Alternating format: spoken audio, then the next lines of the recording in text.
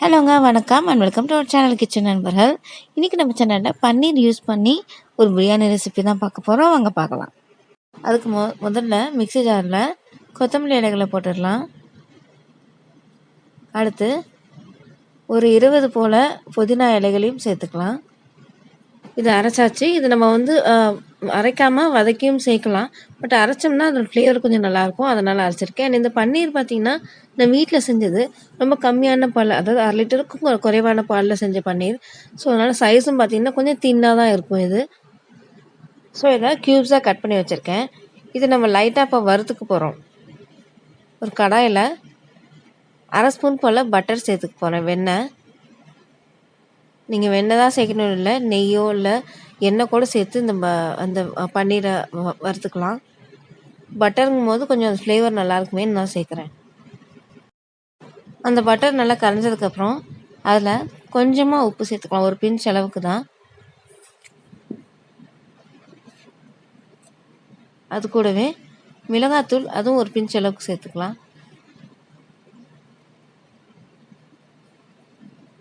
இது சும்மா மிக்ஸ் பண்ணி விட்டுட்டு நம்ம கட் பண்ணி வச்சுருக்க அந்த பன்னீர் இதில் போட்டுட்டு கொஞ்சம் நல்லா அதை ப்ரௌன் ஆகிற வரைக்கும் நம்ம இதை ஃப்ரை பண்ணிக்கணும். இது அப்படியே நம்ம பிரியாணி செய்யும் போது போட்டோம்னா ஃபுல்லாக அதை உடஞ்சி போயிடும். இந்த மாதிரி ஃப்ரை பண்ணி போட்டோம்னா டேஸ்ட்டும் நல்லாயிருக்கும், பன்னீர் உடஞ்சும் போகாது. எல்லா பக்கமும் அந்த மிளகாத்தூள் உப்பு கோட்டாகிற மாதிரி திருப்பி விட்டுட்டு ஃப்ரை பண்ணிக்கலாம். ஸோ நம்மளுடைய ஃப்ரை பண்ண பன்னீர் ரெடி ஆயிடுச்சு. நம்ம பிரியாணி செய்ய ஆரம்பிச்சிடலாம். ஒரு குக்கரில் கடலை எண்ணெய் சேர்த்துக்கிறேன்.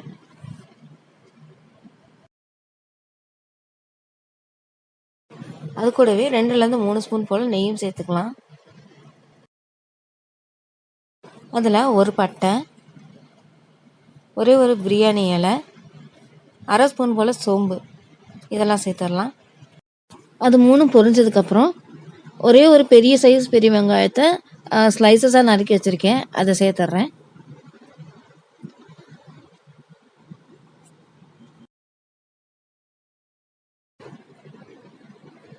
அது கூடவே ஒரே ஒரு பச்சை மிளகாவும் சேர்த்துக்கிறேன்.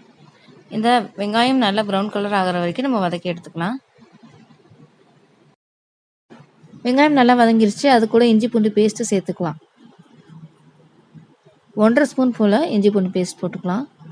நான் எடுத்துருக்க அரிசி பார்த்திங்கன்னா 1 டம்ளர் அரிசி. ஸோ அதுக்கேற்ற மாதிரியான அளவுகள் தான் போட்டுட்ருக்கோம்.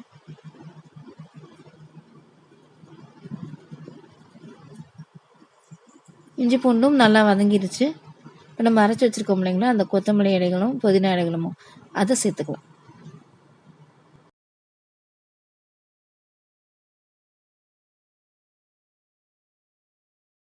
நல்லா மிக்ஸ் பண்ணி விட்டுடலாம். அடுத்து ஒரே ஒரு தக்காளி, ரொம்ப சின்ன சைஸ் தக்காளி ஒன்றே ஒன்று, அதை மட்டும் இதோட சேர்த்துடலாம். தக்காளியும் நல்லா வதங்கட்டும். இப்போ இதில் 1/2 ஸ்பூன் போல் மிளகாய்த்தூள் சேர்த்துக்கலாம். 1/2 ஸ்பூன் போல் மல்லித்தூள்,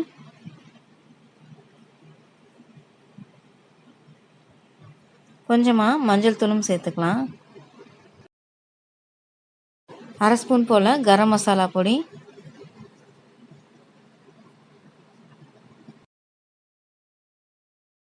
எல்லாத்தையும் நல்லா வதக்கி விட்டுடலாம்.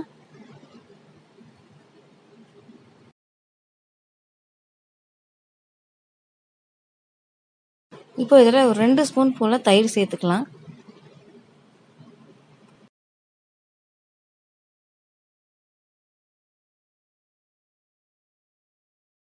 ஸோ மசாலாஸ்லாம் போட்டு எல்லாம் பச்சை வாசனை போகிற அளவுக்கு நல்லா வதக்கி விட்டுட்டோம். இப்போ தேவையான அளவு தண்ணி சேர்த்துக்கலாம். நான் நார்மல் சாப்பாட்டு அரிசி தான் எடுத்திருக்கேன். ஸோ 1 டம்ளர் அரிசிக்கு 2 டம்ளர் போல் தண்ணி சேர்த்துக்கலாம்.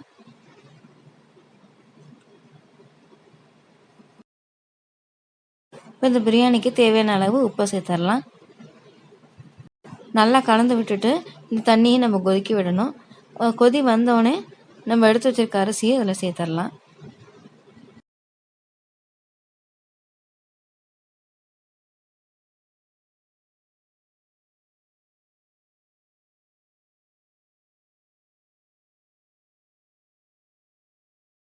இந்த நேரத்தில் உங்களுக்கு உப்பு காரம் ஏதாவது பத்தலைன்னா பார்த்துட்டு செக் பண்ணிவிட்டு சேர்த்துக்கோங்க.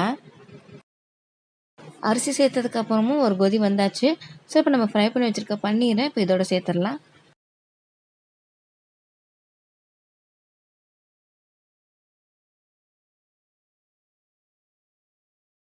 அவ்வளோதான், குக்கரை மூடி போட்டு விசில் வச்சிடலாம்.